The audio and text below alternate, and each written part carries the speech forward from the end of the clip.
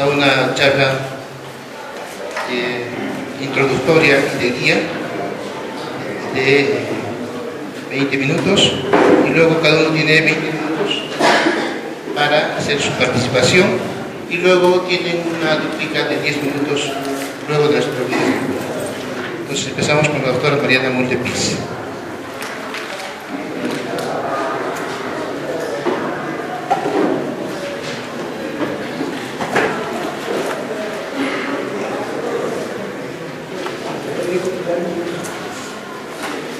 Una vez más, quiero agradecer al doctor Jorge Flores Ochoa por darle continuidad a una tarea que comenzó hace 39 años con la colaboración del doctor activa del doctor Luis Barrera Murillo y del doctor Abraham Valencia, que lamentablemente no nos acompaña esta tarde.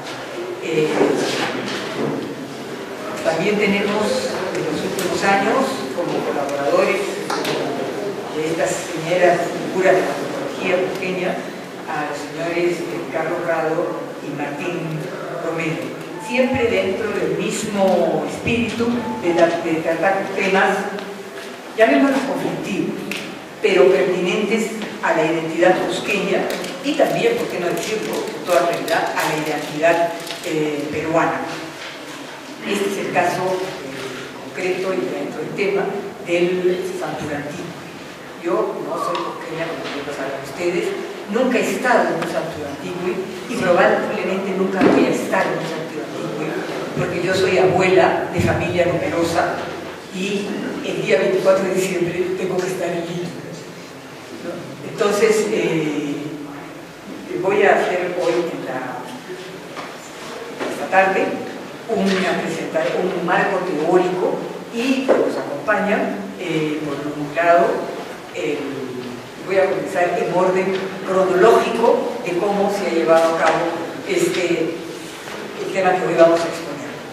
El doctor Ochoa, por supuesto, tiene una hermosísima definición del santurantino que me voy a permitir leer, por lo menos hacer una referencia muy concreta, porque toda esta información ustedes la pueden encontrar en internet. A vísperas de Navidad, la Plaza de Armas del Cusco se transforma para recibir a los artesanos, escultores e imagineros cusqueños que muestran sus mejores obras en la peculiar feria navideña que cada año convoca y encanta a cientos de cusqueños y turistas. El Santuranticuy o Santuranticuy es más que un lugar donde encontrar todo lo necesario para los nacimientos y productos artísticos de gran calidad y originalidad. Es el espíritu cusqueño, tradición, cultura, arte y experiencia mágica que solo encontrarás en el ombligo del mundo, y no te pierdas los 6 secretos cusqueños para disfrutarlo al máximo. Es el caso, tengo entendido, pero no tenemos la imagen, no, todavía se están poniendo la imagen, que el año pasado, la Navidad del año pasado, se modificó por decisión de la empresa de la UNFEC, la empresa municipal de transportes, ¿ya? Sin embargo, dado que nuestro país es una democracia en todo el sentido de la palabra, es decir, somos libres incluso de discrepar entre una misma institución, porque se trata de una empresa municipal. El joven regidor Aarón Medina tuvo el coraje de decir: señores, no se le puede poner una fiesta de yapa al santurantino, con una pequeñísima mención, lamentablemente no se llega a ver, pero ya lo vamos a tener entre unos instantes, lo vamos a ver perfectamente. Esto es novedoso dentro de nuestro país, no solo del Cusco, en Lima también, que los regidores tomen posturas propias, auténticas, bien sustentadas. El doctor Fernando Murillo Flores, juez, y yo creo que es uno de los jueces que se toma en serio su responsabilidad jurídica en nuestro país, tuvo el coraje de hacer un voto discrepante con los otros jueces. Entonces tenemos aquí esta versión y a ellos van a entrar en los aspectos legales. También quiero destacar, que se me ha pasado un poquito, la presencia de Martín Romero en esta mesa concretamente, porque el año 2013 él publicó un trabajo sobre el Santur Antiqui con la asesoría de, no llamaremos, con el equipo de investigación, Carlos Rado, Johnny Dueñas Castillo y Carmen Media Quispe. Ante mi sorpresa, ninguno de los jueces, porque ejerciendo mi derecho ciudadano, me puse en contacto con ellos, los señores abogados se pusieron en contacto conmigo y busqué tuve acceso al documento judicial y nadie se tomó el trabajo de investigar algo tan fácil como es bajar información de internet, poner Santur Antiqui googlear Santur Antiqui y buscar esa información. Y en nuestro país cada día es más frecuente acudir al Poder Judicial. Uno discute cualquier cosa, pero no todos se va corriendo al Poder Judicial. Un Poder Judicial, como sabemos, bastante desprestigiado. Sin embargo, y aquí quiero rescatar la figura que está marcando historia, y espero que también tendencias, para usar un vocabulario de la actualidad, el doctor Murillo Flores. Hecha esta presentación de los expositores que me acompañan en la mesa, ya después irán tomando la palabra, veamos en qué orden, yo creo que podríamos comenzar con el doctor Flores Ochoa, y dar mi propia opinión sobre este tema. La empresa ENFEC, la empresa de festividades turísticas, ha usado una estrategia muy manida, que es: yo me cuelgo del que tiene éxito, yo me cuelgo de lo que ya está establecido, yo me cuelgo de lo que es famoso. Así más fácil, ¿no es cierto? Disculpa. Entonces, en UFEC, para darle un toque de originalidad, lo llaman el día del reencuentro. Y aquí vuelvo a la cita del doctor Flores Ochoa: para cusqueños y turistas. Lamentablemente, los emigrantes, los que emigran, llegan a ser turistas en su tierra. Es doloroso decirlo, pero así es. Por supuesto que tiene muchísimo sentido hacer un día del reencuentro en torno a la Navidad, a los días de la Navidad. Seamos creyentes o no, seamos ateos o lo que querramos ser. En la Navidad convoca todavía en el mundo entero a las familias. Entonces, claro que era aprovecharse algo que está funcionando. Aquí no se trata de ponerle un día más al Santur Antiqui, sino de colgarle otro tema. Y esto a mí me parece muy grave, muy serio para la identidad nacional y para la identidad cusqueña. Y aquí quiero mencionar solo por mencionar uno de los estudios que a mí me gusta mucho. Hay un señor que se llama Bill Bryson, americano, que vive en Inglaterra y que se dedica a hacer libros y a proporcionar información para que los turistas armen su propio viaje, que quieran ir a sitios de autenticidad, a sitios verdaderamente no comercializados en el tema, que no sea algo falso, algo creado artificialmente. Y se promociona cada día más ese tipo de turismo. Siempre va a haber el otro turismo, por supuesto, no va a desaparecer. El turismo de una sola visita, el turismo de ¿qué importa? Lo voy a pasear, pasarlo bien con mis amigos. Pero lo más importante es la propia defensa de lo que es ser cusqueño en este caso, o ser peruana en este caso. Y esto es lo que está aquí en juego. Para mí es lamentable que este tema tenga que ser dirimido en el Tribunal Constitucional en Lima. Esto debió quedarse entre cusqueños, debió definirse aquí, no acudir a otras instancias.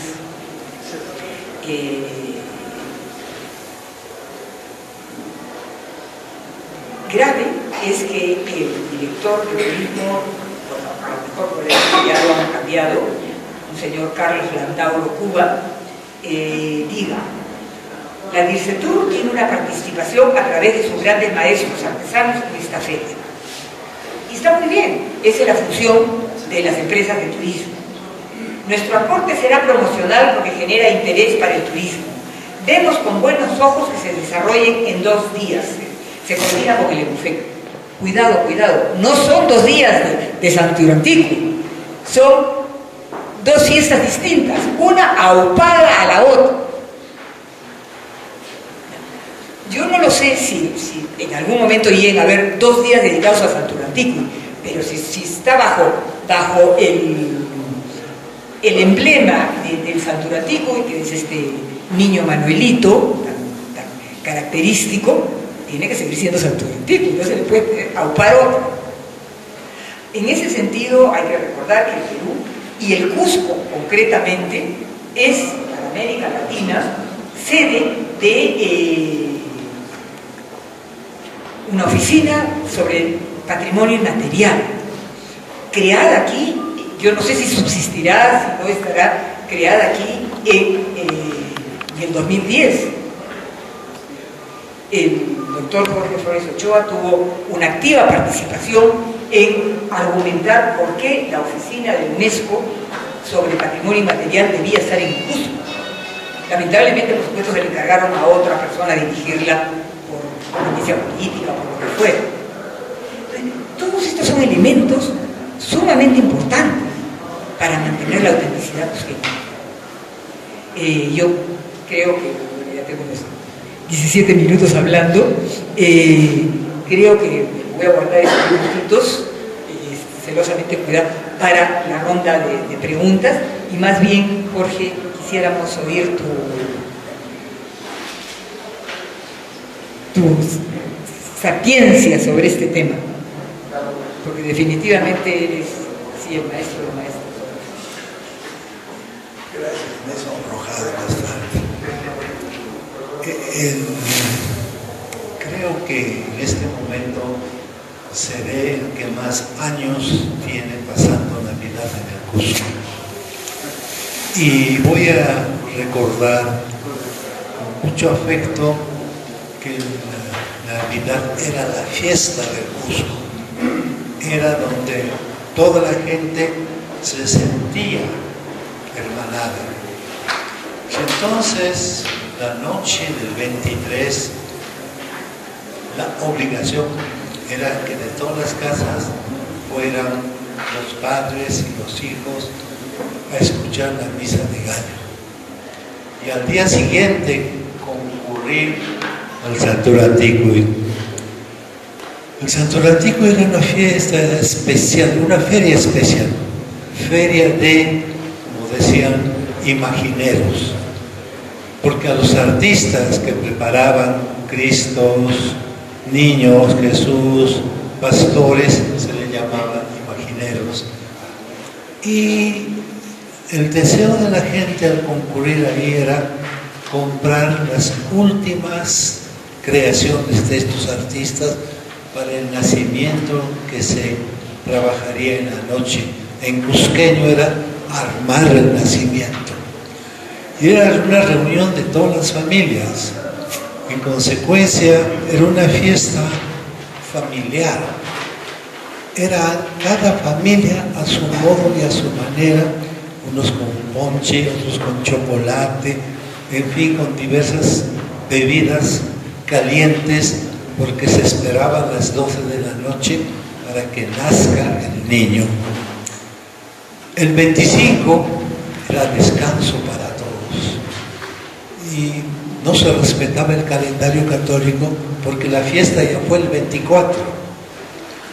Y en el caso de mi familia, eso era más interesante porque mi madre cumplía años el 25. Así que teníamos doble fiesta.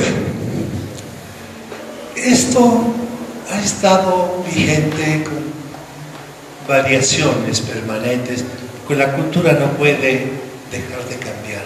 Cambia. A veces nos gusta y a veces no nos gustan los cambios, pero eso era lo que veíamos que había introducciones.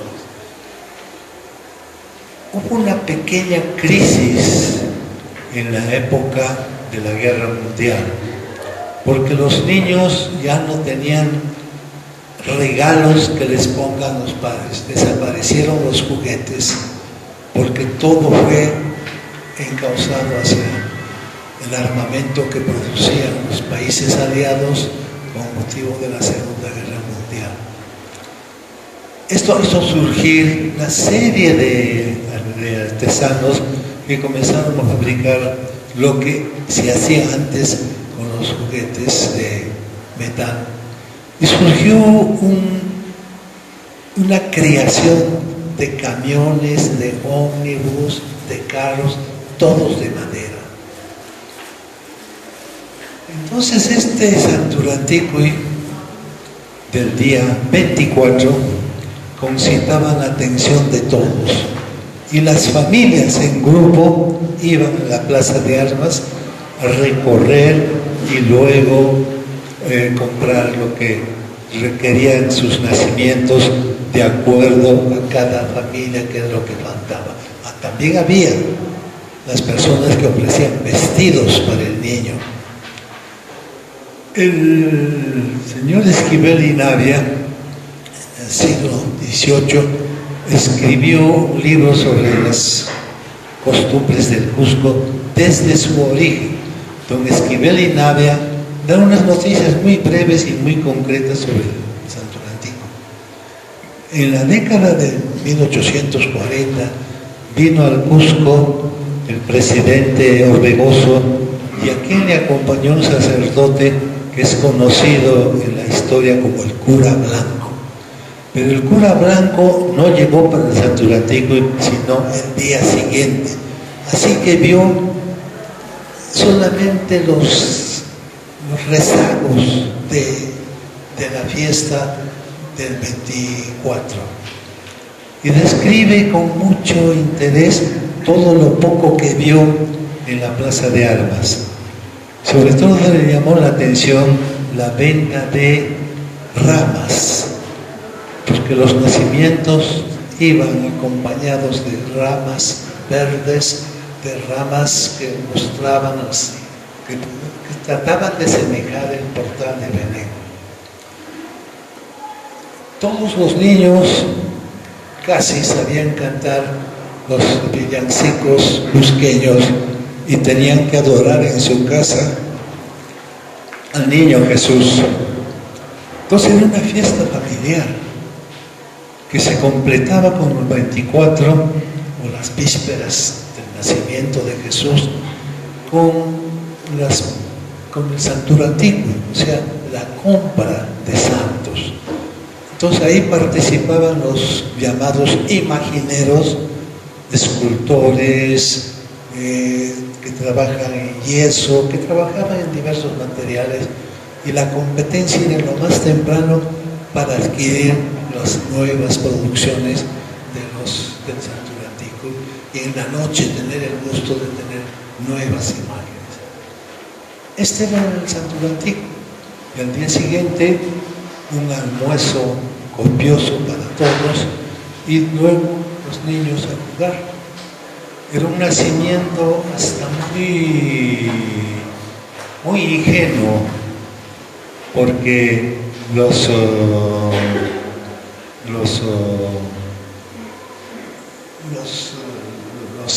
cambios que venían no eran muy radicales, y en eso se produce la Segunda Guerra Mundial, que paró toda producción de objetos de metal para hacer juguetes para niños, y esto reforzó el trabajo de los carpinteros, de los imagineros, que comenzaron a producir objetos para el Santurantikuy y también a trabajar en hojalata. Como no había mucha hojalata, pues las latas de conservas, de otros productos, eran utilizados para hacer juguetes para el niño, porque la costumbre era comprar juguetes para el niño. No era comprar juguetes para los niños de la casa. No había que poner medias, nada de eso. Es una tradición muy moderna. La segunda parte era visitar todos los templos que había armado nacimientos, y luego ir donde los parientes a ver sus nacimientos, porque ahí había una recepción del dueño de casa que invitaba a los chicos, a los niños, con bocaditos, que por supuesto lo hacían en casa, no los compraban, y con el afán de visitar los nacimientos conocidos, uno iba a gozar, a disfrutar de golosinas. Esto duró hasta más o menos después de Navidad, en los años 50 más o menos, que es cuando se produce el terremoto del Cusco. Y la Plaza de Armas fue invadida por gentes que pensaban que sus casas iban a caer, de casas que podían estar bajadas, instalaron carpas en todo sitio, y fue una crisis para el Santo Antiguo, porque no había donde los artesanos, los artistas populares ofrecieran sus mercaderías. Felizmente esta ocupación solo duró 1 o 2 años, pero la década del 50 es importante porque cambia el interés de los cusqueños por lo que se llaman los santitos. Santitos son todas las imágenes que van al nacimiento, y es así que aparece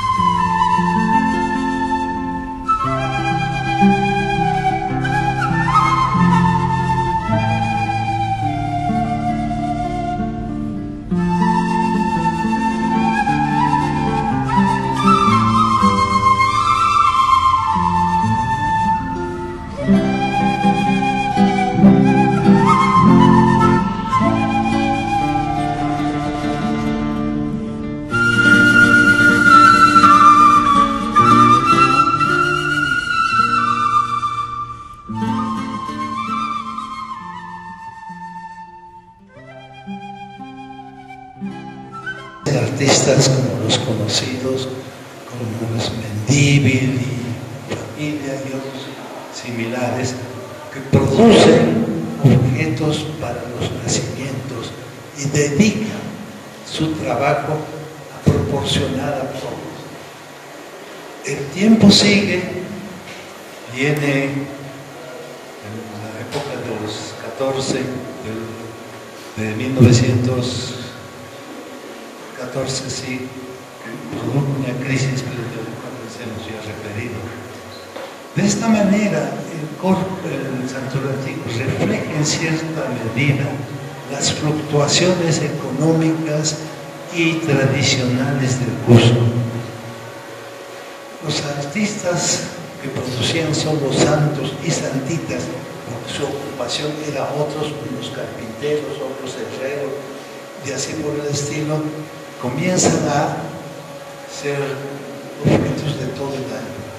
Y llega 1950 con el terremoto que hay en el Cusco, y otra vez la Plaza de Armas se llena y los artesanos pierden sus casas, y hay un quiebre allí en el cual la producción ya no va casi para los nacimientos, sino ya para un incipiente turismo que está creciendo aceleradamente.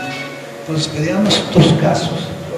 El caso de la familia Mendívil, que eran artistas de otras cosas, pero tenían unas manos maravillosas y creaban santos, como se dice a toda imagen en el Cusco, toda imagen son santos, los santitos, y para los santos antiguos preparaban reyes magos, pastores, por supuesto pastores al estilo de los que se veían en las láminas de las revistas, pero entonces era una fecha de mucha importancia para ellos y para los cusqueños que querían adquirir esas obras para incrementar su santuario, su nacimiento, porque el afán de todos era tener la mayor cantidad de imágenes.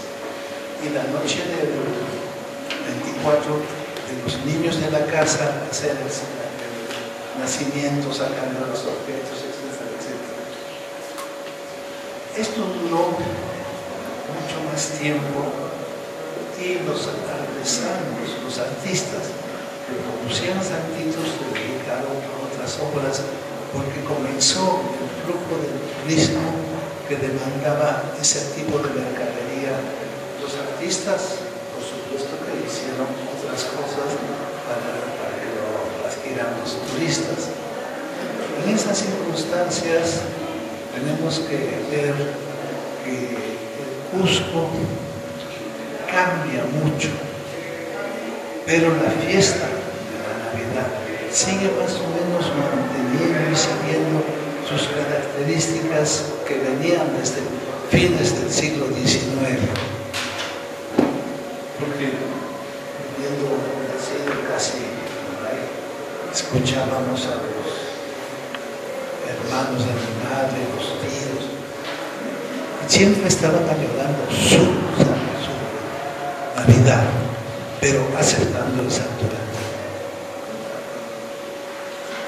En estos momentos se produce otro cambio que fue creciendo poco a poco, pero creo que con mucha rapidez. El turismo en Cusco comienza a incrementarse el turismo poco a poco, pero los turistas quieren comprar algo, buscan que se puede comprar algo. Esta lógica de los turistas que siempre quieren llevar un recuerdo del lugar donde han estado. Y comienzan las figuras de los imagineros a satisfacer esa demanda, con arcilla, con yeso, con latón, y también a veces con muñecas. Y comienza a crecer la industria familiar de venta de objetos antiguos. Cuando la venta de venta es muy productiva y la demanda es casi todo el año, porque a lo largo del año vienen turistas con unas subidas de 2 o 3 fechas solamente. Entonces ofrecen ese tipo de bienes para la compra de los turistas. Y así se va desarrollando la situación de manera que el Santuranticuy también va creciendo y cambiando. La Plaza de Armas comienza a ser ocupada por artistas populares, por supuesto. Recuerdo que en esa época no había juguetes para los niños y los artesanos hicieron unos camiones inmensos con unas ruedas grandes en los cuales un niño se ponía en el carro y otro empujaba. Era un gozo, por supuesto, muy divertido. Así que la industria o la labor de los artesanos que trabajaban fierro, madera, telas, lana, comenzó a florecer, comenzaron a acumular más y más riqueza. El terremoto produjo otro proceso, la migración al Cusco de gente de muchísimos sitios. Como en el Cusco se estaba reconstruyendo, corrió la voz de que había mucho dinero para el que quisiera trabajar y venían de provincias. Si preguntáramos al promedio de cusqueños abuelo de dónde era, con toda seguridad que no es cusqueño. Porque los cusqueños estaban reduciéndose poco a poco. Y de esta manera se creó una actividad industrial a mano que comenzó a trabajar para el turismo. Por eso que hoy día vemos tiendas inmensas que solo producen chullos, producen objetos de lana como suéteres. Y eso sí es producto del turismo. No es una tradición larga en el Cusco. No es una tradición que vaya hasta el siglo XIX, por lo menos. Todo esto comenzó a ocurrir en el siglo XX. Así que esas intenciones de querer modificar el Santurantico posiblemente vienen de personas que no tienen tradición cusqueña. Deben ser de los miles de migrantes que han venido al Cusco y que no compartían el sentir y la manera de actuar de los cusqueños. Porque a ningún cusqueño de larga raigambre se le ocurriría lo que están queriendo hacer. Como en el último Santurantico, donde había unas actividades que nada tenían que hacer con la tradición cusqueña y mucho menos con la Navidad. El asunto era ofrecer mercaderías para ganar más. Entonces, si preguntáramos a estos funcionarios del municipio si su padre era cusqueño, estoy seguro que van a decir que no. Entonces, si ellos de niños no practicaron las costumbres que eran tradición en el Cusco, es que está produciendo este cambio tan, para nosotros los cusqueños, horrible. Porque están desfigurando completamente el Santurantico. Ya no es el Santurantico de los años 50, 60. Por supuesto que todo cambia, pero cambia por su propia sinergia. No porque vienen otros, un funcionario del municipio que se le ocurre decir que haya Santurantico y también al día siguiente. Eso de romper la tradición creo que es muy grave, porque le quitan a una sociedad su ethos, que para los extraños puede ser un poco hasta pintoresco, pero para que lo practiquen es parte de su vida, es parte de su esencia de pertenecer a esa sociedad. Y entonces estamos viendo que muchos gobernantes de la ciudad han estado contribuyendo a deformar la ciudad y a romper tradiciones y tratar de introducir cosas nuevas. Me voy a atrever a decir esto. El Cusco no tenía escudo. No había escudo en el Cusco. Había un escudo que lo dieron, pero que solamente figuraba en los libros de historia, porque la gente no se identificaba con eso. A raíz de eso, los del municipio de esa época hicieron su conversatorio y alguien sugirió el escudo con la placa Echenique. La placa Echenique nada tiene que hacer con el Cusco, porque con el trabajo sesudo de Jean Rau se ve que eso no tiene procedencia precisa. Parece que es una placa que viene de alguna de las tantas sociedades costeñas y que se lo obsequiaron al presidente Orbegoso y él recibió solamente como un presente. Pero no hubo gente que discutiera esto en ese momento.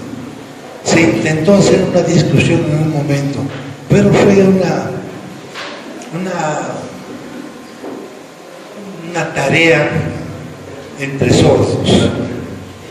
Y el argumento que daban para suprimir el escudo, que figuraba un poco originalmente, era que algunas aves se vinieron a comer los cadáveres de los indios después de la batalla de San Salvador. ¿Cómo vamos a mostrar el edificio ese donde se comía comieron a nuestros antepasados. Buen discurso, pero lo que se ha hecho es peor. Se ha puesto un escudo que nadie sabe de dónde viene. Incluso están comenzando a mostrar unos escudos similares que vienen de Centroamérica pre-invasión española. O sea, esos escudos se hacían más en Centroamérica. Porque el comercio pudo haber llegado aquí, pero eso todavía es un asunto para trabajar más, porque no representan al sol. Eso de que el sol tiene ojos, nariz y boca es europeo completamente, no es americano. Parece que incluso esas placas son también muy dudosas en su procedencia y su origen. Creo que me están tocando la campana.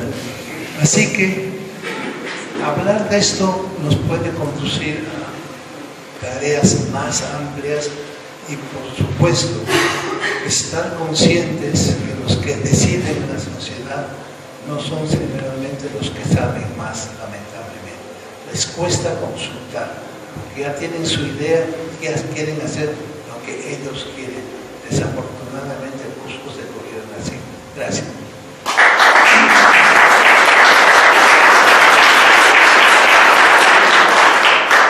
Muchas gracias, Jorge, por tu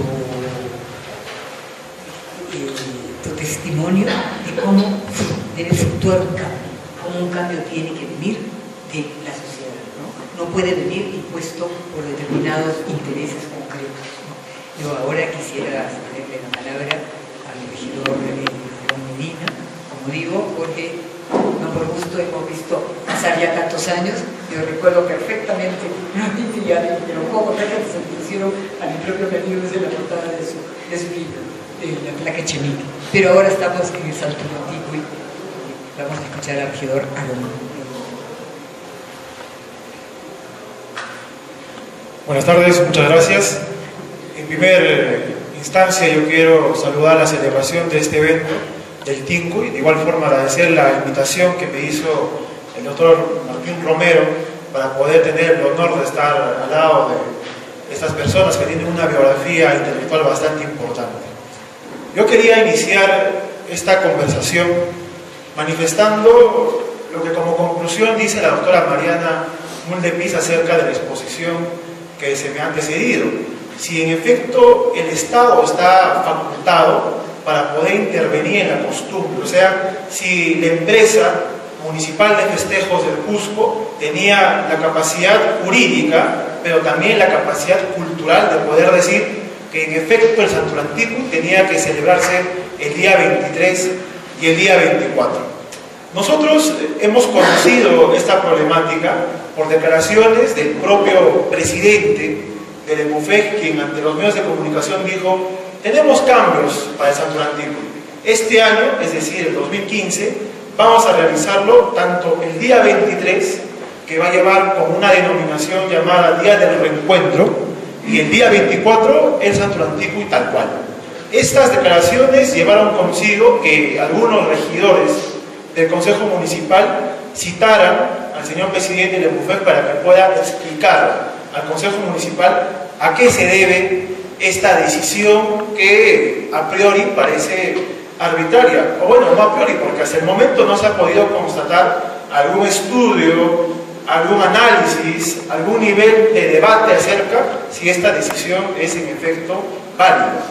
En esta sesión de consejo la conclusión fue bastante importante, porque el Consejo Municipal le dijo a EMUFEC: señores, hay que conservar el patrimonio cultural inmaterial. Esta es una tradición que tiene muchos vestigios históricos, que está desde hace mucho tiempo plagada en herencia cultural de los cusqueños, y por lo tanto ustedes no pueden de una forma arbitraria decidir su ampliación sin mayor estudio. A pesar de esto, se llevó a cabo una conferencia de prensa en la cual, con la presencia de los representantes de los artesanos que comercializan los santos y otros productos en el Santulanticue, dijeron que en efecto va. Esto llevó a que nosotros el día 17 de diciembre del año 2015 presentáramos una acción de amparo junto a una medida cautelar con la intención de que en una instancia judicial, que es un instrumento democrático, civilizado, podamos discutir si esta decisión es válida bajo los preceptos modernos de cultura, de patrimonio cultural inmaterial debidamente declarados, pero sin embargo lo que hemos observado más allá de algunas irregularidades en los tiempos, en las notificaciones, es que para el segundo juzgado civil del Cusco, la esencia, la razón de ser de Santuranticui es la venta de santos, es decir, la interpretación es radicalmente literal. Santuranticui, en una tradición sencilla al castellano, es vender santos, pero si uno revisa la resolución directoral por la cual se declara como patrimonio cultural inmaterial, obviamente que esto va más allá, que tiene que ver con el valor histórico, con el valor simbólico, que tiene que ver con la cultura misma en el cual los cusqueños nos diferenciamos de hacer nuestra Navidad con otras latitudes. Y esta expresión de Santuranticui incluso va más allá del Cusco, porque cuando yo estuve en Sucre, el año 2014, ahí nos preguntaban, ¿de dónde eres? De Cusco. Ah, ya, entonces tú debes conocer el niño cusqueñito, o sea, de la expresión de Emmanuel, que es el llegado a estos espacios, a la tierra, se traduce al niño Manuelito, y a partir de ahí hay una expresión de Santuranticui bastante válida.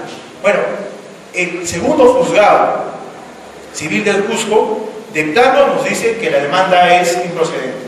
Apelamos, ya se había realizado en Santuranticui, creíamos que todavía era posible obtener algún nivel de tutela a nivel del Poder Judicial, pero en mayoría la Sala Civil, a través de una errada interpretación de un artículo del Código Procesal Constitucional, hace mención de que habría una sustracción de la materia, pero el problema de esta resolución es que los magistrados no llegan a entender de que esos son actos de tracto sucesivo, o sea, no entienden que también en el 2016 se va a realizar el Santuranticui. Y nosotros enviamos un documento a la Sala Civil del Cusco manifestando de que en la página web de la Empresa Municipal de Festejos ya se estaba anunciando que también para este año, pueden revisarlo, el Santuranticui va a ser el día 23, el día 24 de diciembre. O sea, la amenaza latente a este patrimonio cultural y material sigue vigente, y por lo tanto era necesario que el Poder Judicial emita una resolución, no de fondo, sino que tan solo permita una discusión a nivel del proceso de amparo para saber, a ver, que demuestre la EMUFEG qué estudio se ha realizado para que se pueda extender el Santuranticui. Yo saludo que haya existido un voto discordante del magistrado Murillo, quien seguro va a exponer los percances de esta resolución, y que obviamente dice que, en efecto, la demanda tiene que procederse, tiene que haber un nivel de discusión mayor dentro del proceso de amparo. Esto nosotros, como ya se había agotado la vía del Poder Judicial, hemos interpuesto un recurso de agravio constitucional, y va a ser el Tribunal Constitucional que otorgue tutela a la vulneración de nuestras pretensiones, que vienen de derechos difusos, tanto de la vulneración al derecho a la identidad cultural, como también a la vulneración al bien jurídico constitucional, que es el patrimonio cultural inmaterial. Básicamente, nuestra demanda tiene un soporte en tres aristas. Una de tipo estrictamente constitucional, que vale la pena recordar, porque es el andamiaje normativo que permite proteger este tipo de vulneraciones, y por otro lado tiene una arista de tipo estrictamente cultural, o sea, de cómo las autoridades encargadas de la gestión del patrimonio cultural te dicen qué valor tiene un patrimonio de ese tipo y para qué sirve, o sea, el sentido teleológico, para qué sirve que un patrimonio cultural inmaterial sea declarado en efecto patrimonio cultural inmaterial de la nación. Y en tercer lugar, decir pues de que esta decisión es bastante arbitraria, pero que tiene un sentido, como ya manifestado, económico. O sea, sin citar necesariamente una expresión vargasllosana, acá tenemos un caso específico de banalización de la cultura. extender el Santuranticuy a 2 días responde no a un concepto de desarrollo cultural, sino que responde a una interpretación de que en efecto el patrimonio cultural tiene un sentido mercantil, y eso es lo que se ha podido evidenciar. Porque más allá de discutir si el Santuranticuy debe ser 1 día o 2 días, es la noción de querer recuperar el Santuranticuy que nos acaban de explicar. Del concurso de artesanos, de la presencia de cusqueños, de su forma de celebrar esta yuxtaposición de la creencia occidental, que es la Navidad, junto a la creencia andina, que es la celebración del solsticio de verano. Entonces, lo que nosotros decimos en la demanda es lo siguiente.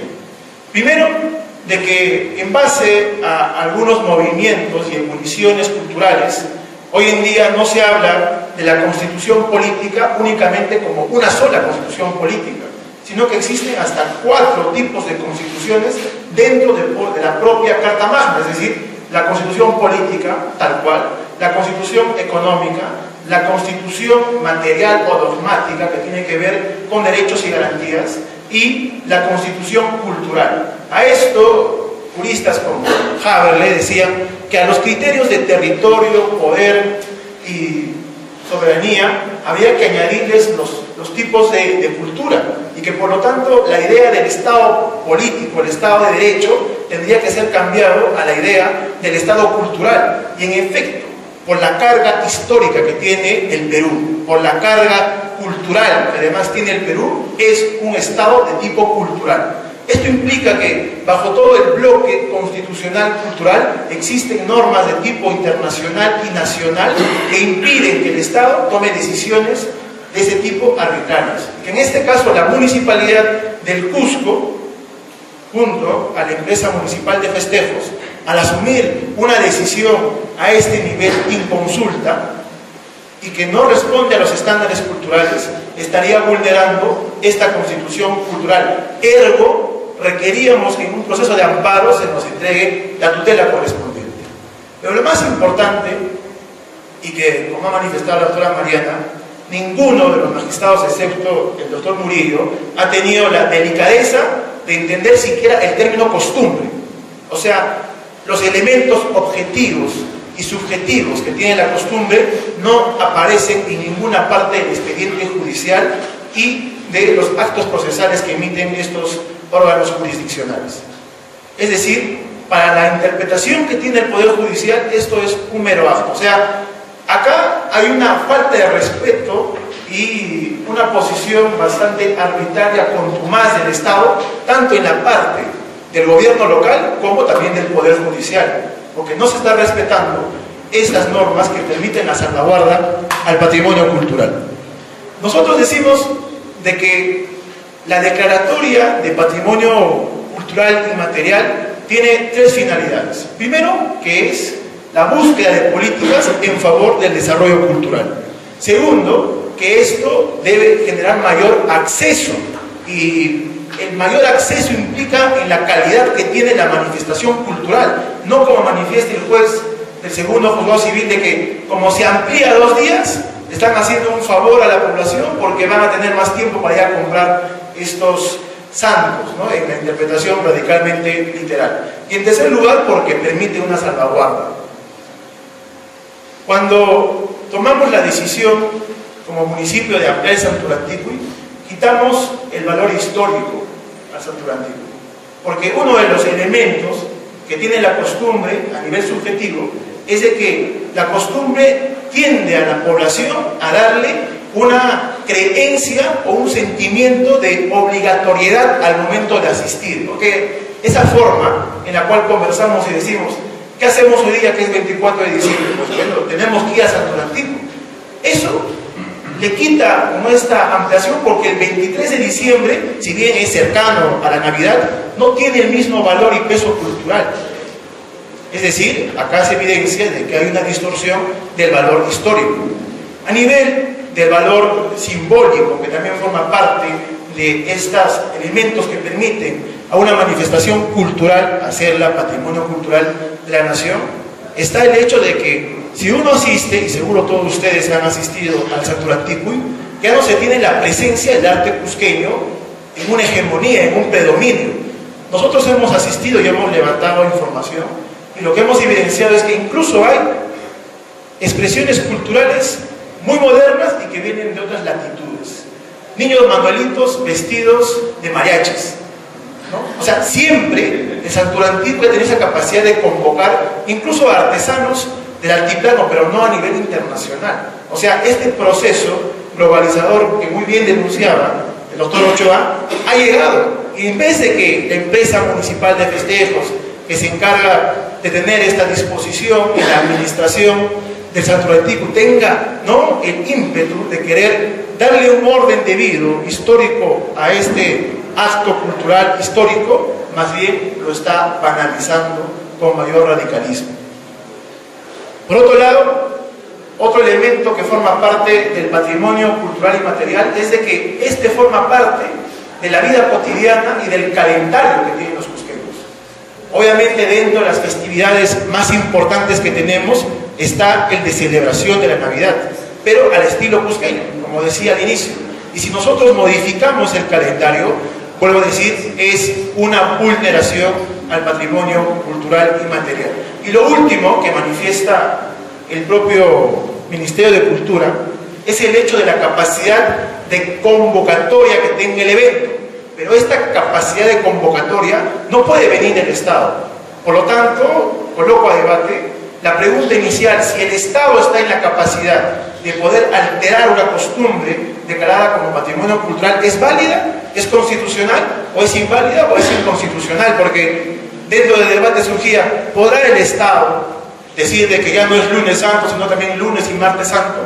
¿Podrá el Estado decir que el Corpus Christi, que también es una manifestación cultural de este nivel, podrá ampliarse hasta el día sábado sob pretexto de vender mayores cantidades de chiriuchu? Obviamente creo que esto sería imposible. Y en la parte política, que es al interno del Consejo Municipal, yo sí me atrevo, porque lo he visto de cerca, a denunciar de que lo que ha existido en el caso Santo Antiguo es un criterio y un ánimo estrictamente lucrativo. No ha respetado los estándares culturales, no se ha ampliado, como dice un juez, para tener mayor acceso a esta manifestación cultural. Se ha ampliado porque alguien ha visto que se podían vender mayores puestos y que iban a costar más porque iban a haber 2 días. Y esto está llevando a que nuestra identidad cultural como cusqueños, y en general lo que dice la Constitución cultural, nuestro derecho de acceso a la cultura, se vea restringido. En ese escenario, lo que nosotros queríamos proponer es lo siguiente: en la resolución directoral de la otrora INC no dice exactamente que el día 24 es el Santo Antiguo. Quizás sea un error al momento de la declaratoria, pero sí dice que inicia históricamente el 24 y termina el 6 de enero con la bajada de Reyes. Por lo tanto, el Ministerio de Cultura debería establecer que el día del Santo Antiguo de forma expresa es el día 24 de diciembre. Por otro lado, a nivel del municipio de Cusco es urgente emitir un plan de acción de conservación del patrimonio cultural, porque el caso Santo Antiguo es un caso de otros. El tema Sapi, el tema del Capañán, forma parte de este show que viene de la propia municipalidad de vulneración al patrimonio cultural, sea material o inmaterial. Por lo tanto, requerimos medidas y políticas urgentes. Desde otra perspectiva, también es necesario de que por lo menos la EMUFEG y la municipalidad, mediante la Gerencia de Cultura, pueda convocar a una mesa de discusión, porque si bien el Tribunal Constitucional nos puede dar la razón, se puede dar apertura a este proceso de amparo, considero que lo culturalmente válido sería una discusión entre cusqueños, como bien lo han manifestado, y de que de verdad se pueda demostrar de que alargar el Santo Antiguo como un día hacia atrás no es otra cosa que vulnerar nuestro patrimonio y nuestra identidad cultural. Creo que estas son las definiciones que tenemos con esta demanda. Hemos tenido bastantes obstáculos en el camino y sí quisiera alertar a este ilustre público que hoy nos hace gala con su presencia de que las cosas a nivel cultural están mal en la municipalidad. el ámbito de la corrupción ya está ingresando al tema cultural y hay que tener bastante cuidado. No quiero terminar sin antes saludar que la acción de amparo, la demanda de acción de amparo que hemos presentado ha sido también suscrita por el regidor Óscar Cáceres, la regidora Kayla Alfaro, y que el Círculo Universitario Utinaya ha servido para la recopilación de información que ha permitido también elaborar mayores documentos. Muchas gracias.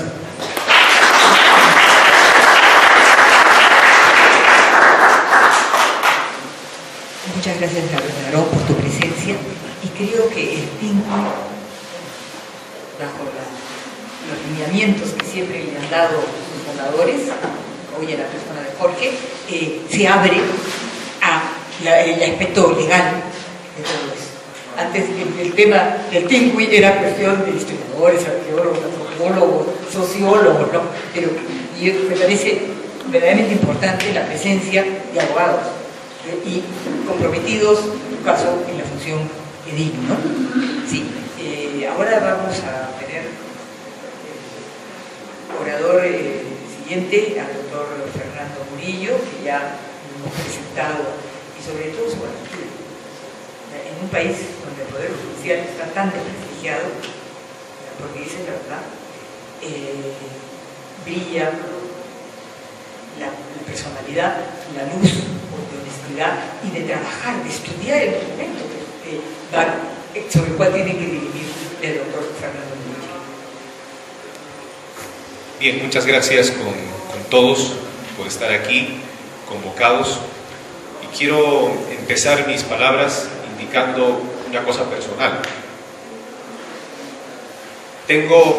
Acabo de cumplir 50 años y este es el TINCUI número 39. Y entonces, recordando, venía con mis amigos aquí caminando, les decía, esto tiene 39 años, y le decía a uno de ellos, saca tu cuenta, ¿cuántos años tenía yo cuando el TINCUI empezó? 11 años. Y entonces ahora, buscando en la memoria, encuentro que de vez en cuando, anualmente, casi siempre, iba a la casa de mi tío Jorge Flores, y encontraba unos afiches alusivos a lo que yo alcanzaba a leer como TINCUI. Y durante mucho tiempo encontré esos afiches tan festivos, de tantas caricaturas. Estaba ahí Jorge Flores, Valencia, Barreda, fundadores de este TINCUI.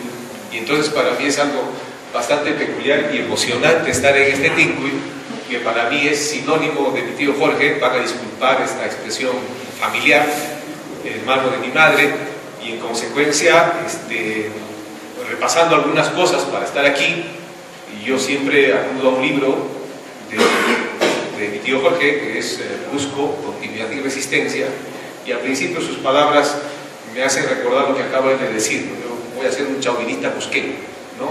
Porque voy a dejar de estudiar lo que he estado estudiando siempre, ahora me concentro en mi ciudad y punto. Y entonces eso hay que decirlo, porque para mí el TINCUI es él, y con esa emoción también estoy aquí, no puedo dejar de expresar eso. Bien, tengo también, disculpen el testimonio personal, la satisfacción de tener un hijo abogado, que es quien me ha motivado un poco a prestarle atención al tema del patrimonio cultural, tanto material como inmaterial. De manera que entre una estrella, que es mi tío Jorge, y la otra estrellita, que está por ahí, que es mi hijo, voy a permitirme exponer algunas ideas y voy a tratar de ser lo menos abogado que sea, porque esto merece, para empezar, no ser abogado, sino ser cusqueño y estar informado de algunas cosas. Lo primero es que quiero que sepan que nuestra Constitución simplemente se preocupa de tener como concepto el patrimonio material, monumental, físico. No se preocupa mucho y no trata de este patrimonio inmaterial. Pero es un absurdo que eso sea así. Por eso es que a la legislación inferior, la Ley de Protección de nuestro Patrimonio y su reglamento, sí se preocupan de lo que es el patrimonio inmaterial. Y sí se preocupan y lo definen muy bien. Y además el Perú tiene encima una convención internacional para la salvaguarda del patrimonio cultural inmaterial. De manera que como Estado nosotros tenemos nuestra Constitución, nuestra legislación y legislación supranacional que nos obliga a preservar como Estado el patrimonio cultural tanto material como inmaterial. Sé que proteger el patrimonio material, no voy a emplear la palabra en un sentido negativo ni simple, pero voy a decir que proteger a veces el patrimonio cultural físico, material, es mucho más fácil. No estoy diciendo que lo sea. ¿Por qué? Porque si ustedes van a Santo Domingo, encontrarán partes del muro original y la restauración con muro diferente, y eso nos permitirá ver que haya habido una labor de restauración. Si ustedes van a la calle Maruri y antes donde estaba un cuartel y encuentran los restos arqueológicos de lo que fue ahí una ciudadela, encontrarán que están expuestos y no se han intervenido, que no simplemente se han expuesto. Es otra forma de desenterrar y demostrar nuestro patrimonio cultural material. Digo que es un poco más sencillo y más fácil porque lo podemos palpar, lo podemos agarrar. Podemos encontrar y decir, esto es Huari, esto es Nazca, esto es Chavín, esto es Tiahuanaco, esto es Inca.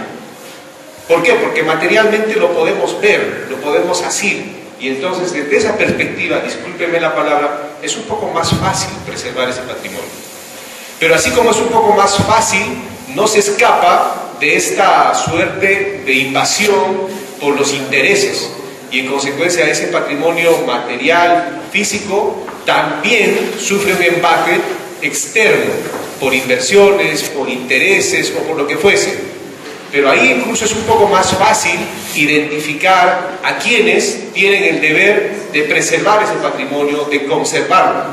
Hay niveles de protección institucional que tiene nuestro Estado de proteger ese patrimonio, como por ejemplo el INC, o lo que es cultura, como lo que es un municipio, las autorizaciones, las licencias para construir y edificar conservando ese patrimonio. Pero muchas veces, hay que decirlo con toda sinceridad y con toda claridad, esos niveles de protección de nuestro patrimonio cultural, físico, material, fallan. Ahí tienen ustedes el caso de Sapio.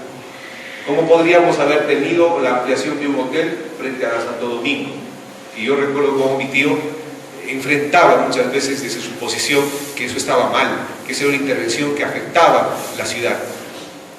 Y en consecuencia, en ese sentido digo que es un poco más fácil, porque tenemos un testimonio físico que defender, pero los niveles de protección a veces fallan. En el patrimonio cultural inmaterial no sucede lo mismo, no sucede lo mismo.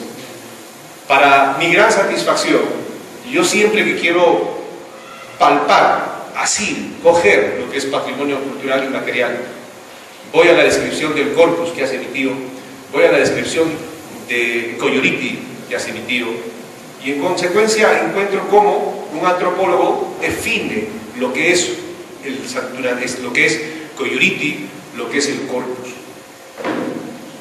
Para mi satisfacción tengo al autor del libro sobre Santulantico y a mi derecha, que cuando yo quiero ver cómo es el Santulantico, acudo a ese libro y me describe cómo es ese patrimonio inmaterial. Y entonces no es como describir un resto arqueológico de un muro inca, sino es algo que se vive, es algo de constante cambio y que muchas veces es difícil de definir, pero no por eso deja de tener ciertas características. Hace un mes o un mes y medio, con el motivo de la presentación de una muestra fotográfica sobre el corpus, escuché atentamente a mi tío hablar sobre el corpus. Y él, con esa sencillez que le caracteriza cuando explica las cosas, me ha dejado grabado una metáfora de cómo es que hay que entender estas cosas. Y cuando él describía el corpus, a nadie se le ocurriría decir, como ha dicho y ha hecho referencia también Aarón, de que el corpus, la entrada sea el martes. Eso sería pues inconcebible.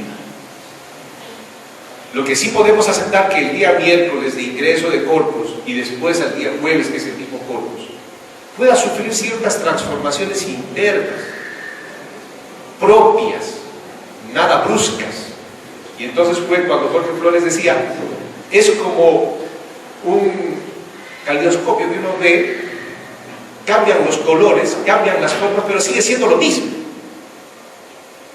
Eso es aquello que tenemos que aplicar ahora al santuario antiguo.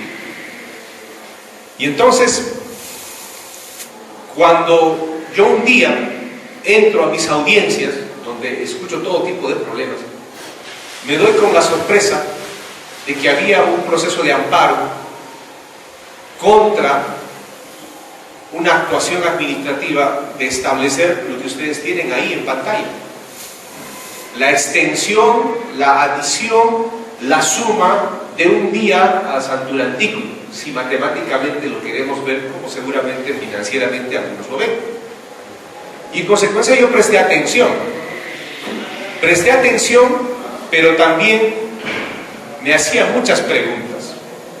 Está bien que acá discutamos qué es el santuario antiguo y que un historiador nos lo diga, que un antropólogo nos lo diga, que una historiadora también lo diga, que un regidor lo diga, podemos acá sacar 1000 ideas. Pero mientras esas ideas no trasciendan estas 4 paredes y contagien a los abogados y a los magistrados, y esto es el santuario antiguo, poco podremos hacer por defender ese patrimonio cultural inmaterial. Por eso estoy aquí. Y entonces, cuando yo leí la resolución de primera instancia que denegaba abrir el amparo, abrir el proceso de amparo, sencillamente se dijo, adicional un día no afecta al santuario antiguo. Bueno, y entonces aquí hay una gran tarea para todos. Así como yo puedo configurar un determinado derecho para poderlo defender, por poner un ejemplo, el derecho de petición que todo el mundo tiene ante el centro de trabajo que tiene, ante una institución, lo que fuese, uno tiene el derecho de formular el pedido, uno tiene el derecho de hacerlo por escrito, uno tiene el derecho de que la autoridad competente le responda por escrito y motivada. Todas esas características es el derecho de petición, pero ¿qué es el santuario antiguo y cómo lo configuramos? Y entonces, leyendo el libro de Martín, leyendo las cosas que uno ve por ahí, y principalmente leyendo la vida de un cusqueño, porque yo sí sé lo que es armar un nacimiento y también sé lo que es desatar un nacimiento. Y esas cosas son cusqueñas al 100%. Sé lo que es comprar pastitos, sé lo que es comprar esas cositas para llenar el nacimiento, comprar por lo menos una figurita para ponerla ahí, los santitos. Y entonces, de una manera muy simple, el santuario antiguo tiene un ámbito espacial, Plaza de Armas, y desde los tiempos inmemoriales así fue. Ahí hay unas fotos de Chapi que dicen que era en la Plaza de Armas donde se desarrollaba el santuario antiguo. Tiene un ámbito espacial, tiene un ámbito temporal. Por más de que no tenga fecha, un cusqueño sabe que el santuario antiguo es sí o sí el 24. Pese a que es día hábil, yo nunca asisto. Me voy al santuario antiguo, así mi órgano de control interno me coja en falta. Pero voy al santuario antiguo. Fui con mis hijos, voy con mi hija actualmente. ¿Por qué? Porque sé que es el 24, no necesitamos decir cuándo es el santuario antiguo, y para un cusqueño es el 24. Ámbito espacial, ámbito temporal. Ahora, el contenido de qué se hace en el santuario antiguo, qué significa el santuario antiguo, tendría que ser un pecado decir algo más de lo que ha dicho Jorge Flores para decir cuál es el contenido del santuario antiguo. Como Aarón ha dicho, alguien dice pues es venta de santos. Perfecto, es venta de santos, pero refleja toda una tradición, refleja toda una construcción de imaginería, refleja todo un comercio sano de comprar y vender santos, cosas para el nacimiento, porque eso gravita mucho en la vida de un cusqueño. Hay cusqueños que en la tarde recién van porque no pudieron salir del trabajo para comprar algo, porque en la noche tengo que armar el nacimiento. Hay muchos que lo arman esa misma noche. Y ese es el santuario antiguo. Todo eso es el santuario antiguo. Y entonces, no estoy en contra de que se haga un día de reencuentro. Yo no sé quién se reencontrará, pero yo sí me reencuentro con mis hijos, con amigos, con parientes que vienen de Lima, que vienen de otros sitios, el 24. Ese día yo me reencuentro. Y me encuentro además con muchos de mis parientes, con muchos de mis amigos. Me saco fotos porque anecdóticamente estamos ahí. ¿Quién se reencuentra el 23? ¿A quién se le ocurrió poner el día del reencuentro? Yo no estoy en contra, y creo que algunas veces conversando con Mariana, tampoco que hagan su día de reencuentro, pero que lo hagan otro día. Pero si ustedes ven el afiche, se está colgando un día al otro. Si ustedes ven el afiche, la palabra Santilanticui, en la parte de abajo, es más grande que el día del reencuentro. Y si ustedes ven el afiche en mayor perspectiva, el afiche arriba dice Santilanticui 2015. Y entonces se está introduciendo algo, se está buscando refugiar a algo dentro de una sombra o de una luz que es el Santilanticui. Y en consecuencia eso no es, voy a decir una cosa bien sincera, eso no es conservar, eso no es conservar. Conservar es que sea el Santilanticui. ¿Por qué? Porque hay mucha gente que dirá, estuve en el Santilanticui el 23, el 23, ya se dice el 24, no he estado el 23, ¿dónde habrás estado? Porque en el Santilanticui no has estado. Generamos distorsiones, generamos falsas imágenes y entonces nos quitan a nosotros lo que en esencia somos.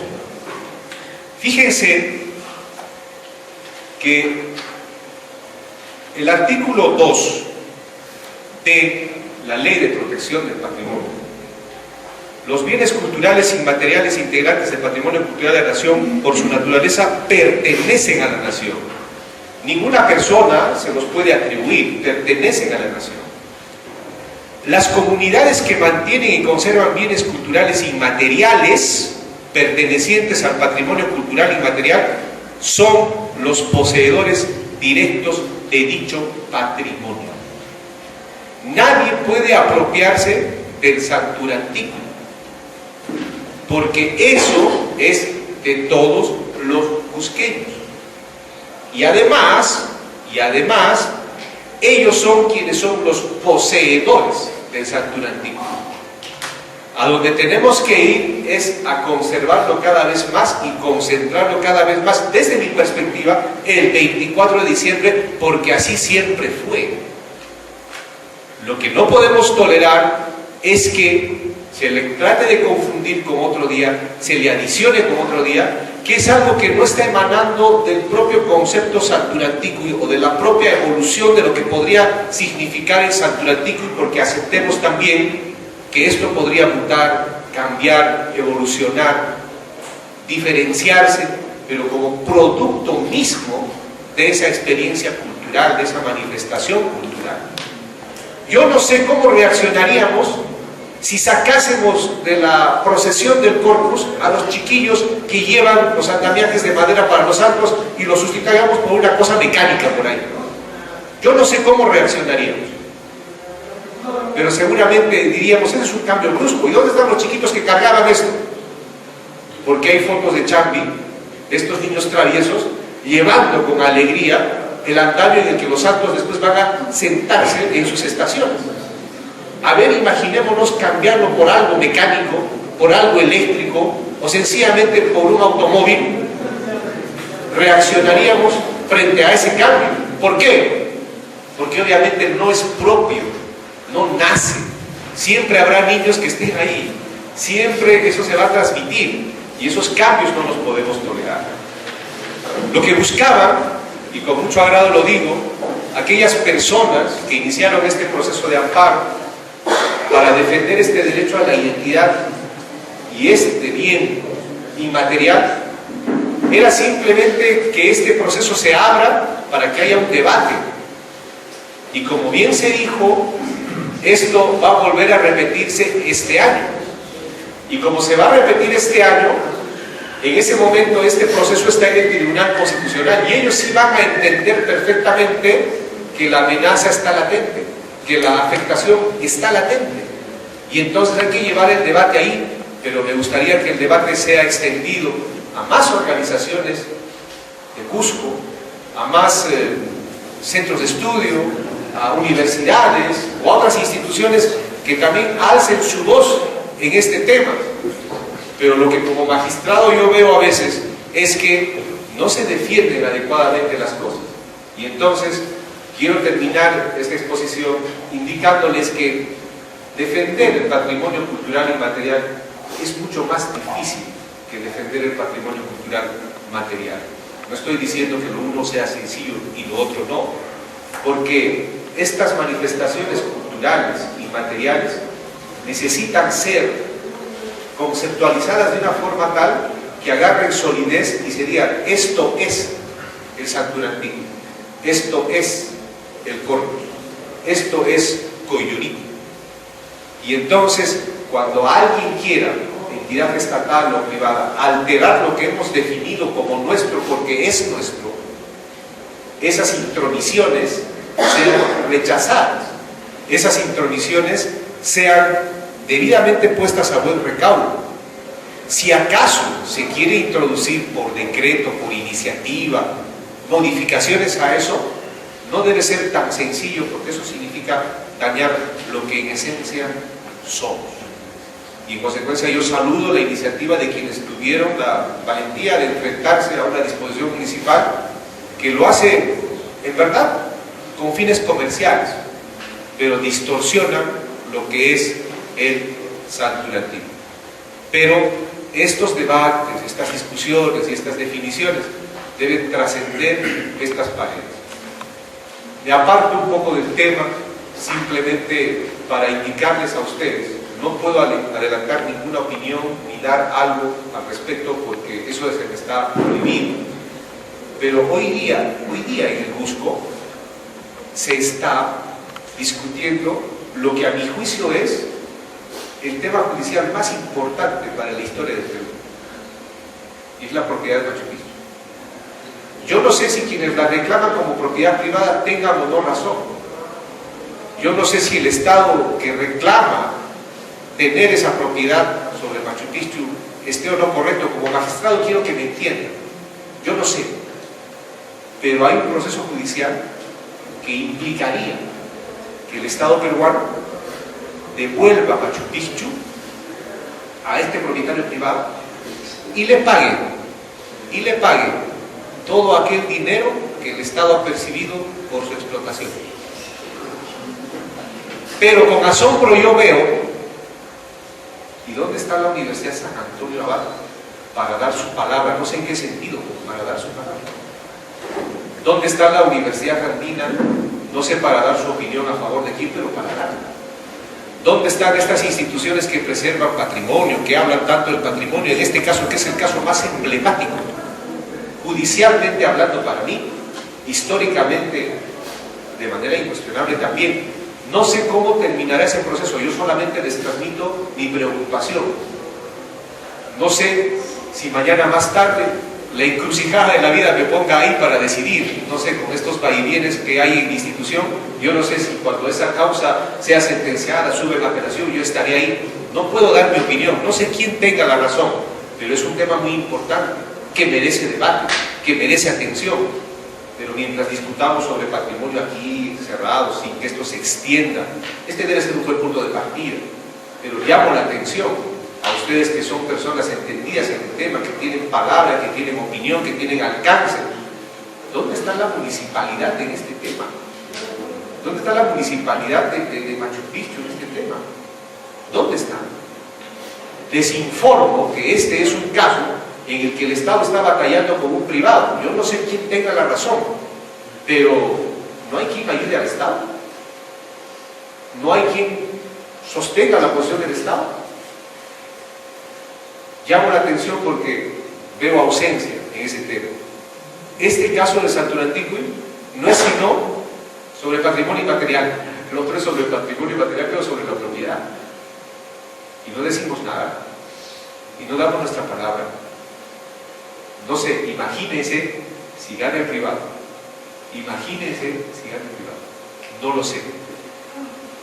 Cierro el paréntesis, pero mi preocupación está lanzada, indicándoles simplemente que para un cusqueño el Santurantí es en la Plaza de Armas el día 24 de diciembre y ahí se compran santos. Poniéndole un día antes u otro detrás, lo único que hacemos es distorsionar esta conformación del Sanctum Antiguo. Muchísimas gracias a todos ustedes por haberme escuchado.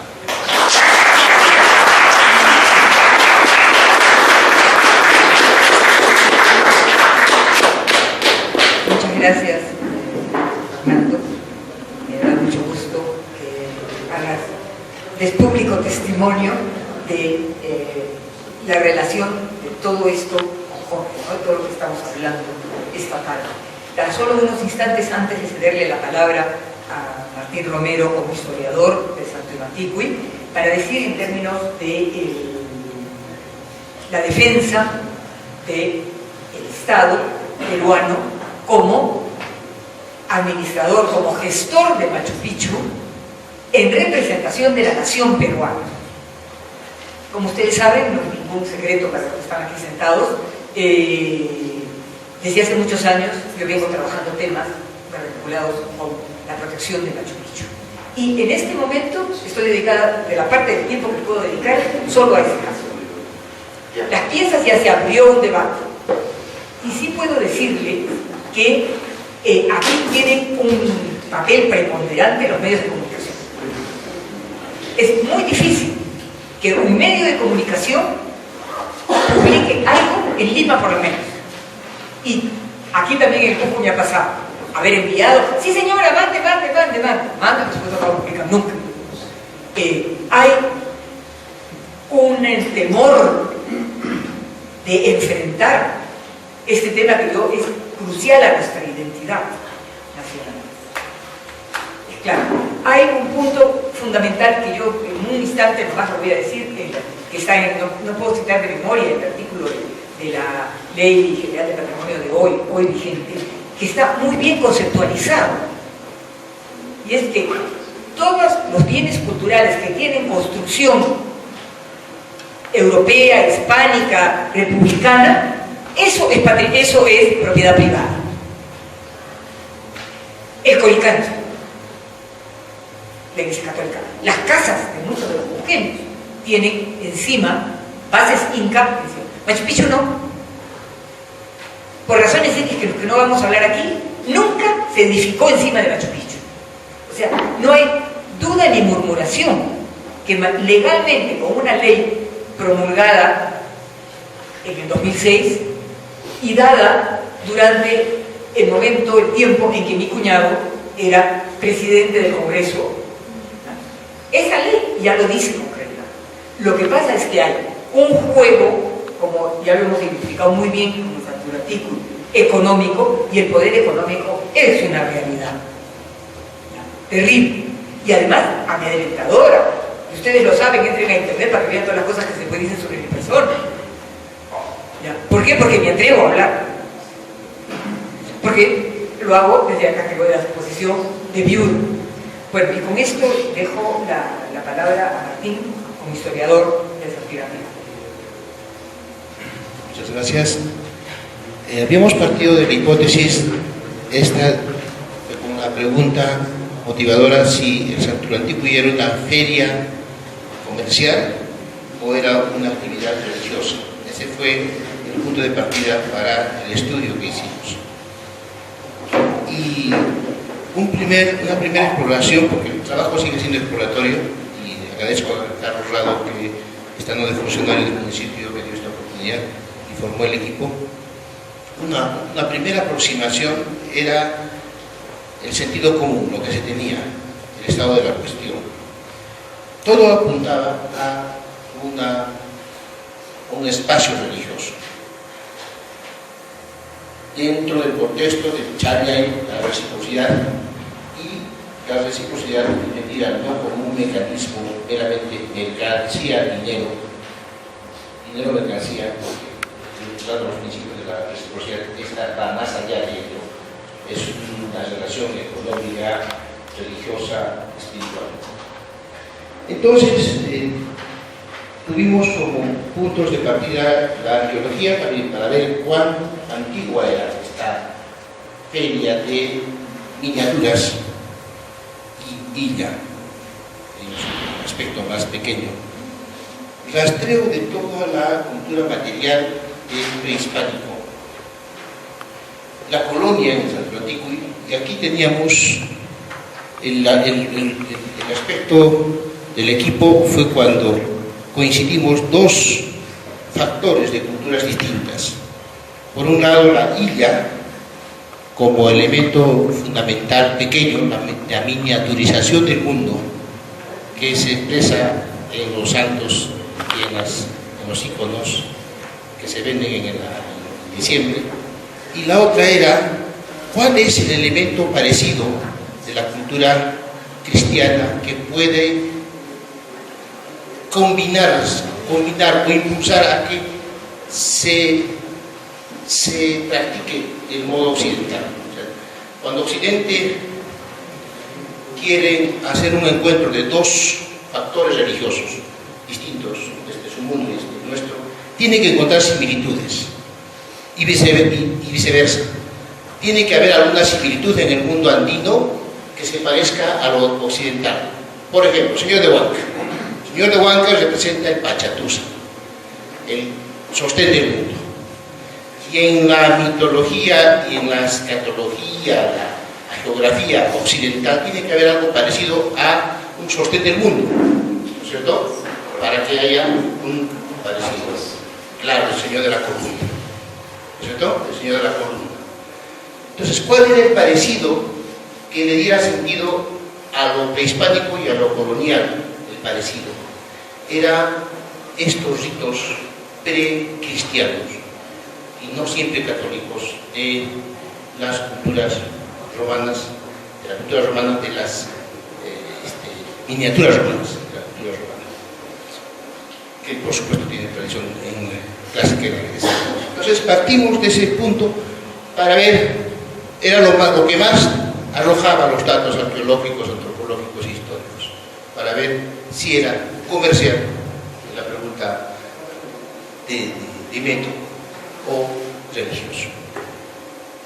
Y haciendo estudios, recogiendo datos, avanzando en el estudio, que es exploratorio todavía, es un estudio exploratorio, el libro en 2 meses va a ser publicado, llegamos a esa conclusión, que la fiesta del Solis Nascendis romano, el cristiano, que lo asume el catolicismo como Natal, Navidad, se parece bastante a esta celebración que en diciembre se hace como el Capacocha, el Challe, ¿no es cierto? Que ya lo han dicho aquí y solamente confirmamos con estudios más abundantes, el doctor Fox lo ha dicho con más claridad.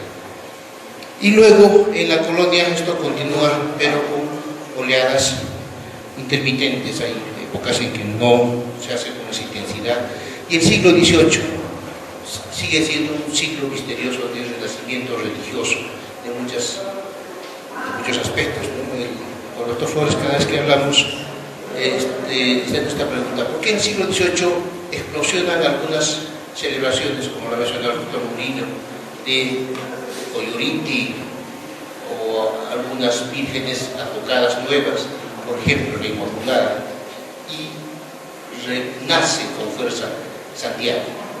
Eso todavía es una pregunta que hay que hacer en historia. Y a mí me tocó dirigir más o menos el sentido del trabajo, para que confirmaba cada vez que esta celebración, el Santolanticue, este acto, es absolutamente religioso, con connotaciones de reciprocidad e intercambio, pero fundamentalmente religioso, lo que sustenta que cualquier postura o intencionalidad económica la degenera. Quería detenerme en lo que me tocó a mí, la parte del siglo XX. Mi obsesión es el estudio de antes y después del 30. Mi tema central, empírico, es la República Aristocrática, los años 30, que coincide con el nacimiento del Instituto Americano de Arte. William García y toda esa promoción de investigadores que tienen al doctor Flores actualmente como miembro de esta institución importante. ¿Por qué el Instituto, mi hipótesis personal era, ¿por qué el Instituto Americano de Arte asume el Santo Antiqui como una fiesta a la cual va a proteger, va a ser su bandera de identidad? Y es que hay una cosa importante en el indigenismo post-30, y tiene que ver con algo que yo estudio, que son las ideologías políticas, los movimientos sociales. En los años 30 se produce una guerra civil cruenta, el 32 sobre todo, que deja una herida profunda en la historia del país. Y el indigenismo, que había tenido un matiz bastante político-ideológico, luego de los 30, en los discursos de Sibirici, de Gabriel García, asume una postura más espiritual.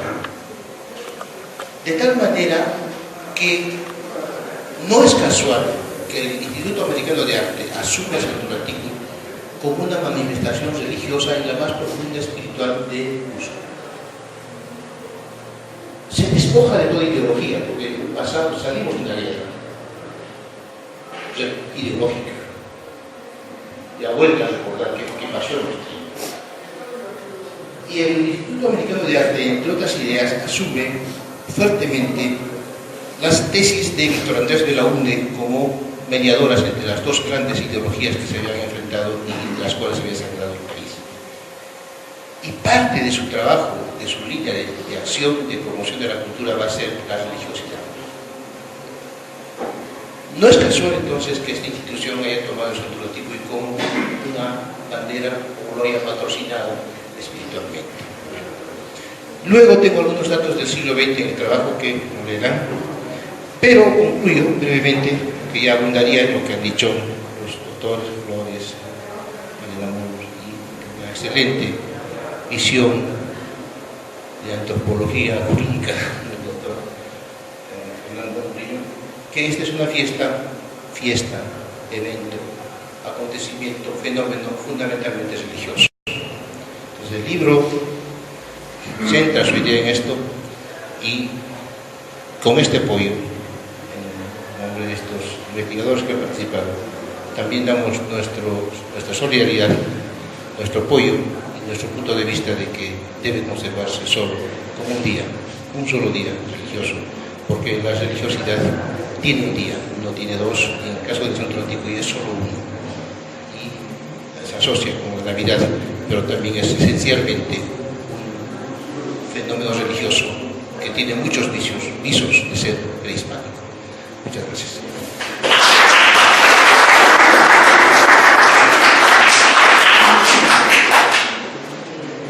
Agradezco a la mesa y a ustedes, al público, que tiene la paciencia, el interés de oírnos reflexionar sobre lo ocurrido respecto al Santo Antiqui. Yo voy a proponer, Martín, que en lugar de dar una segunda vuelta de rueda, hablamos el debate con el público, porque si estamos todo el tiempo hablando y queremos el diálogo, me parece que lo mejor es que hagan preguntas, no propios discursos, no discursos propios. ¿Ya? Por favor, les ruego que planteen preguntas. Si es necesario el micro, pues alcanzamos el micro, y haciendo la pregunta y diciendo a qué persona va dirigido, o si la abren al panel. Un momentito, señor. ¿Ya? O si la abren al panel. ¿Ya? Esa precisión quisiera. Comencemos con el señor que quiere hacer la primera pregunta. Sí, siga. Muchas gracias. Buenas tardes. Es interesante el conversatorio. Si necesita el micro, se oye acá. Es interesante el conversatorio de los dos integrantes de la mesa que han tocado el tema del patrimonio. Este tema no ha debido faltar en este evento, porque tiene su concomitancia. Y esto surgió precisamente cuando se ha analizado el Santo Antiqui de una forma incorrecta, contraria a la tradición. Se ha aumentado o adicionado al día 23 como el día del reencuentro. No se está respetando la tradición. También hablar del problema del mamotreto del hotel de Sati, en el cual estamos incluidos por parte de la defensa de desacreditado, procede a nuestro patrimonio. Yo les rogaría que me permitan escuchar unos minutos más para poder incidir esto del patrimonio. ¿Qué cosa es el patrimonio?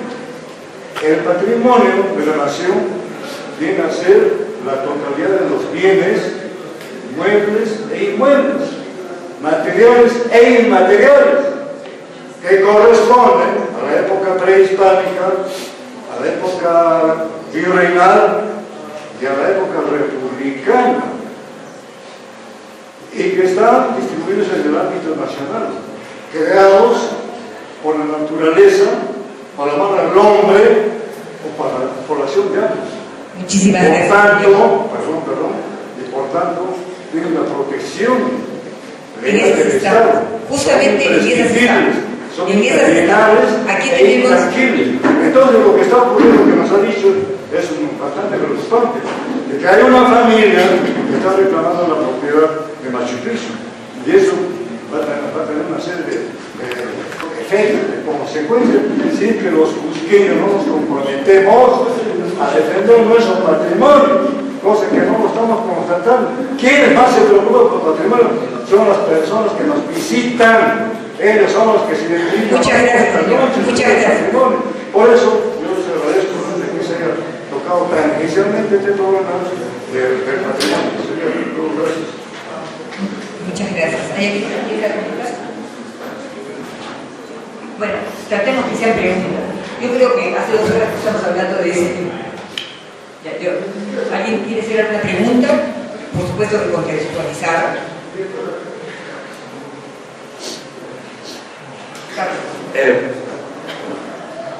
Bueno, el doctor Carlos. El doctor Carlos de la Ochaga, ¿no? Que todos muy conocidos. Gracias. Hola, buenas.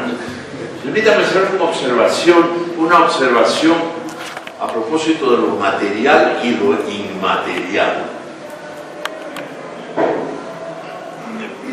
Solo para acercarlos a la idea muy heredada de lo cristiano, de dividir el mundo entre lo espiritual y lo material, llegándose a lo que saben algo del cristianismo, si Jesucristo era hombre o Dios, es decir, puro espíritu, puro cuerpo.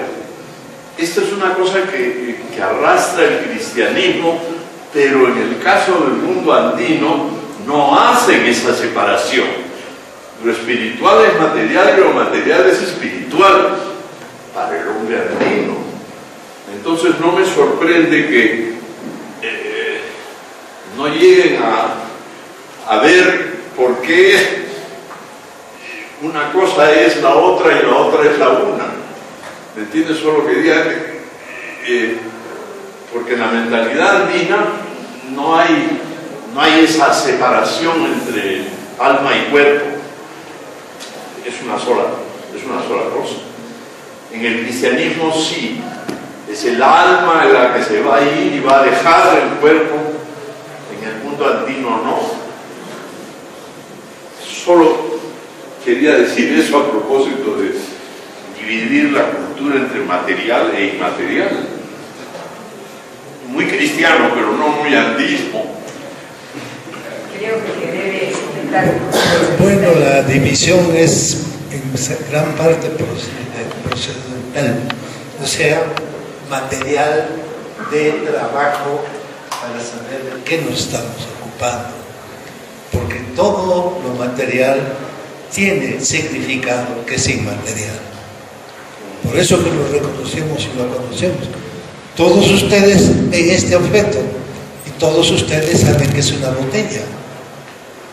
Entonces, esta tiene las dos dimensiones, material e inmaterial. Y eso es en todo. Entonces, es un procedimiento un tanto artificial o metodológico dividir material de inmaterial. Pongamos el caso de la esvástica. La esvástica, como estaba en las banderas, es material. gente peleaba por eso, a veces obligada, pero peleaba. Y los que dirigían a la sociedad estaban convencidos que esa era la representación de su punto de vista. Entonces, separar material e inmaterial con un cuchillo es un intento que no se logra. No, claro. Sí, gracias, pero sí. Como dividir también cultura de cultivar. La palabra viene del mismo sitio, es la misma palabra. Entonces, un campesino, cuando cultiva, está ejerciendo una cultura. Esa es una parte bien interesante de las ciencias sociales en general, no solo de la antropología. También hay una sociología que va hacia ahí y también hay un compartimiento de procedimientos y de conocimientos. Ya no podemos cortar como una torta. Esto es antropología, esto es sociología. Había esa intención, pero es imposible. Sin duda. Y detrás viene la imperialista historia. Bueno, creo que ya hemos hablado bastante sobre estos temas.